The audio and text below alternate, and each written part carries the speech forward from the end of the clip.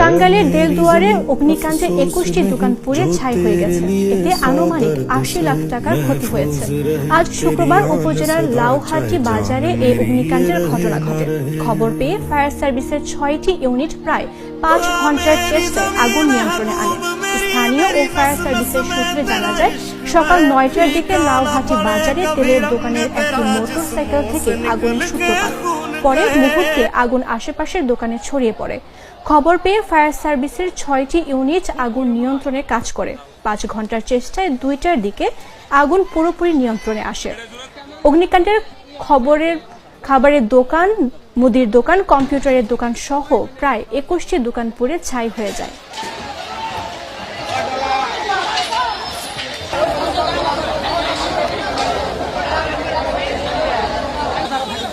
সবাই একটু দূরে যান।